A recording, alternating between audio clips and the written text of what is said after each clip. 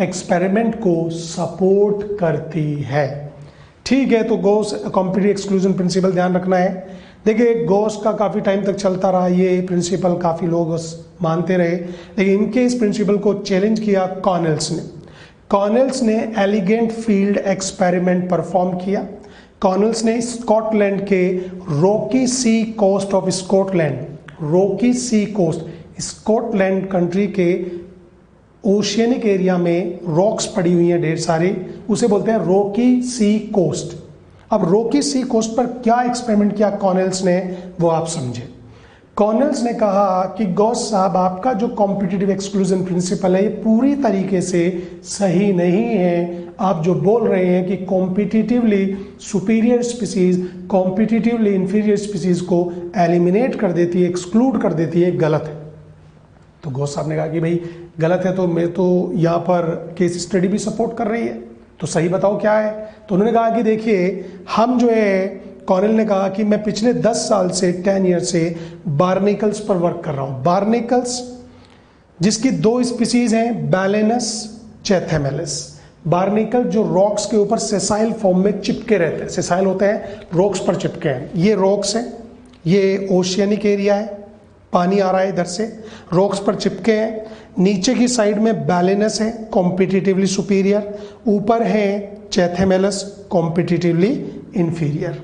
तो ये ऐसे रॉक, देखिए जो बार्निकल्स होते हैं उनका फूड ऐसे सस्पेंडेड फॉर्म में, ऐसे पानी की फॉर्म में पानी के साथ आता है, और ये फिर पानी जैसे आता है तो पकड़ लेते हैं, टकराता है यहाँ पर रॉक्स पर।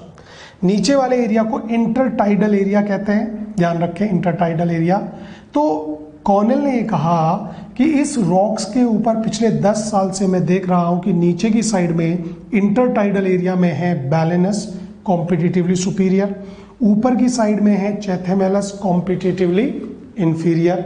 यदि मैं आपकी बात मानूं तो अब तक बैलेनस ने चैथेमेलस को इस रॉक से रिमूव कर देना चाहिए था, कि आप ऐसे तो कहते हैं कि सुपीरियर इंफीरियर को एलिमिनेट कर देती है। लेकिन पिछले 10 साल से ना तो 1 इंच बैलेनस ऊपर बढ़े, ना ही 1 इंच चैथेमेलस नीचे बढ़े, इसलिए आपकी बात गलत है। अब आप देखिए कैसे। आपकी एनसीईआरटी कहते हैं स्ट्रॉन्ग एंड परसुएसिव एविडेंस होने के बावजूद भी, किसके एविडेंस, कॉम्पिटिटिव एक्सक्लूजन को सपोर्ट करने वाले स्ट्रॉन्ग एंड परसुएसिव एविडेंस होने के बावजूद भी कंपटीशन को एक्सक्लूजन प्रिंसिपल पूरी तरीके से डिफाइन या एक्सप्लेन नहीं करता है। स्ट्रॉन्ग और परसुएसिव वो इसकी बात कर रहा है क्योंकि ऐसा हुआ है, वो क्यों नहीं डिफाइन करता, तो उन्होंने बताया, कॉर्नेल ने, देखिए कॉर्नेल ने समझाया कि एक्चुअली कंपटीशन होता कैसे है, वो देखिए। इस रॉक्स के ऊपर ये बताइए सबसे ज्यादा बेहतर जगह कौन सी है रहने की, यहाँ ऊपर या नीचे? ऊपर तो बहुत तेजी से पानी आएगा, फूड भी नहीं ढंग से मिलेगा, नीचे। सो इंटरटाइडल एरिया को कवर किया है सुपीरियर स्पीसीज बैलेनस ने, और ऊपर की साइड में है चैथेमेलस। अब देखिए उन्होंने क्या किया, उन्होंने कहा कि सुपीरियर स्पीसीज इंफीरियर को एलिमिनेट नहीं करती है, बल्कि एक पर्टिकुलर एरिया में रेस्ट्रिक्ट करके रखती है, रेस्ट्रिक्ट, कि ना तो खत्म करेंगे आपको, बैलेनस कह रहे हैं चैथेमेलस से, और ना ही आपको हद से ज्यादा बढ़ने देंगे। उनसे लोगों ने पूछा कि ऐसे कैसे मान लें, तो देखिए उन्होंने क्या किया, उन्होंने कुछ एम्प्लॉयज को बुलाया और कहा कि भाई ऐसा करो, ये जो बैलेनस है, जहां जहां पर बैलेनस दिखा इंटरटाइडल जोन में, बैलेनस को रिमूव कर दो, बैलेनस को रिमूव कर दो। तो देखिए जब एक्सपेरिमेंटली बैलेनस को रिमूव किया गया तो सुपीरियर जब हट गए होंगे इंटरटाइडल एरिया से, तो आपको नहीं लगता कि चैथेमेलस नीचे की ओर ग्रो करना शुरू कर दिए होंगे? तो इसका मतलब ये हुआ कि बैलेनस की प्रेजेंस की वजह से चैथेमेलस ऊपर के एरिया में रेस्ट्रिक्ट है। तो सुपीरियर को हटाने पर इंफीरियर का इस तरीके से बढ़ जाना कहलाता है competitive release. So competitive release जो प्रिंसिपल है, that principle is proposed by Connell's. Connell's ने एलिगेंट फील्ड एक्सपेरिमेंट परफॉर्म किया था rocky sea coast of Scotland, और उनका experiment object barnacles, Balanus and Chthamalus था। आपकी एनसीईआरटी में एक जगह स्टेटमेंट लिखा है जिसमें कंफ्यूज हो जाता है कि बच्चा कहता है कि ये तो कॉम्पिटिटिव एक्सक्लूजन कह रहा है। वो क्या है वो देखिए कि Balanus exclude the Chthamalus from the rocks. तो कह रहा है कि ये तो एक्सक्लूजन है, तो उसको थोड़ा समझे। जरा बताइए, जब बैलेनस हटाए तो चैथेमेलस नीचे आ गए, क्लियर है? तो इसका मतलब ये हुआ कि बैलेनस ने चैथेमेलस को हटाकर ऊपर रॉक्स के इस साइड में क्या कर रखा है, रेस्ट्रिक्ट। तो वो इसके लिए कह रहे हैं Balanus exclude the Chthamalus from the intertidal area, not from the entire rocks. पूरी रॉक से रिमूव नहीं किया है, केवल इंटरटाइडल जोन से रिमूव करके उनको एक रेस्ट्रिक्टेड एरिया में रेस्ट्रिक्ट किया है, एक पर्टिकुलर एरिया में रेस्ट्रिक्ट किया है। तो इसी को कॉम्पिटिटिव रिलीज कहते हैं। यहां पर फाइनली कॉनेल्स ने यह कहा कि जो गोस साहब का कॉम्पिटिटिव एक्सक्लूजन प्रिंसिपल है वो आधा गलत और आधा सही है। अब वो देखिए सही कैसे है वो आप समझे। Competitively superior species competitively inferior species को एलिमिनेट कर देती है, एक्सक्लूड कर देती है इफ रिसोर्सेज आर लिमिटेड। याद रखें, यदि रिसोर्स लिमिटेड है तो तब तो कॉम्पिटिटिवली सुपीरियर इंफीरियर स्पीसीज को एलिमिनेट कर देगी।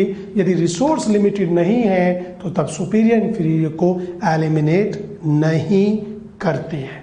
तो याद रखें, लिमिटेड है तो ये तो फिर एप्लीकेबल हो जाएगा। तो चलिए सेकंड के बाद में बात करते हैं थर्ड है मैक आर्थर। मैक आर्थर साहब का कॉन्सेप्ट समझने से पहले आपको मैं बता दूं, मैक आर्थर ने कंपटीशन को एक्सप्लेन नहीं किया है। तो उन्होंने क्या एक्सप्लेन किया है, बहुत ही इंटरेस्टिंग है। मैक आर्थर वर्क कर रहे थे स्प्रूस ट्री के ऊपर। स्प्रूस ट्री क्रिसमस ट्री जैसे होते हैं, ठंडे एरिया में मिलते हैं, जिम्नोस्पर्म है स्प्रूस ट्री। और स्प्रूस ट्री के ऊपर वो देख रहे थे 5 क्लोजली रिलेटेड स्पीसीज बर्ड्स की, वार्बलर्स की। वार्बलर्स बर्ड्स होती हैं, 5 क्लोजली रिलेटेड जो स्पीसीज थी वार्बलर्स की, वो स्प्रूस ट्री के ऊपर रहते थे। तो मैक आर्थर ने क्या समझाया, मैक आर्थर ने कहा कि देखिए कंपटीशन कैसे होता है वो तो मैं बता नहीं सकता, लेकिन मेरे एक्सपेरिमेंट से ये पता लगा मुझे कि कंपटीशन को स्पीसीज अवॉइड करती है। शायद स्पीसीज को मालूम हो गया है कि यदि कंपटीशन करेंगे तो दोनों को ही नुकसान है, तो क्यों ना कंपटीशन को अवॉइड किया जाए। तो कंपटीशन को किस तरीके से अवॉइड करती हैं ये कॉन्सेप्ट मैक आर्थर ने एक्सप्लेन किया while working on spruce tree. उन्होंने कहा कि पिछले 5-10 साल से मैं स्प्रूस ट्री के ऊपर फोटो ले रहा हूं और देख रहा हूं कि जो 5 वार्बलर स्पीसीज हैं इनमें से एक भी एक्सक्लूड नहीं हुई, एक भी गायब नहीं हुई, 5 की 5 टिकी हैं। यदि एक्सक्लूजन की बात करें तो 1-2 तो कम हो जाती है अब तक। तो किस तरीके से टिकी है उसके लिए उन्होंने बताया कि इन 5 वार्बलर्स ने कंपटीशन को अवॉइड करने के लिए अपने बिहेवियरल एडेप्टेशन का सहारा लिया है। बिहेवियरल एडेप्टेशन कैसे कि 5 ने ये कहा कि यदि हम 5 एक साथ फूड ढूंढेंगे इस स्प्रूस ट्री के ऊपर, एक साथ जाएंगे फूड ढूंढने के लिए, तो कंपटीशन हो जाएगा। तो टू अवॉइड द कंपटीशन उन्होंने फीडिंग टाइम अलग अलग रखा।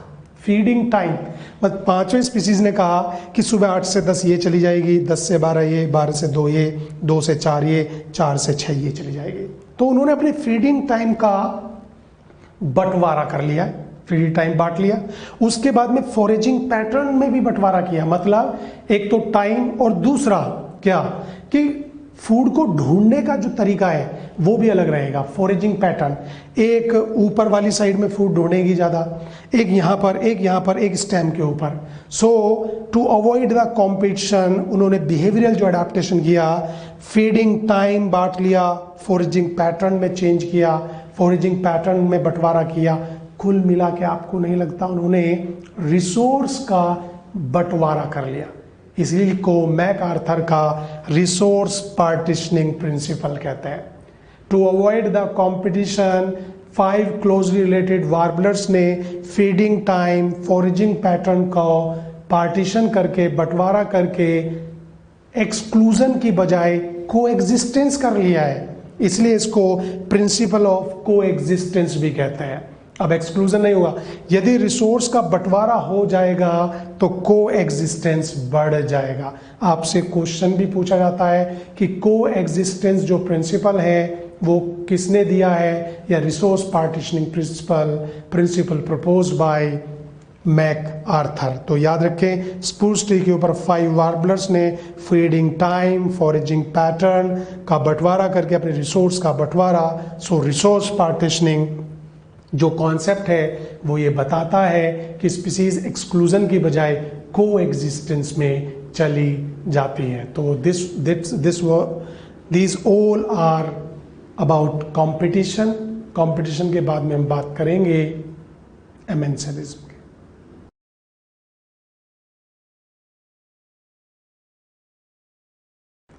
नेगेटिव इंटरस्पेसिफिक इंटरेक्शन के अंदर कंपटीशन के बाद में लास्ट इंटरेक्शन बचता है जो है एमेंसेलिज्म। एमेंसेलिज्म कहते किसे हैं, एमेंसेलिज्म के लिए सिंबल क्या जाता है, न्यूमेरिक सिंबल, उसके बारे में बात करते हैं।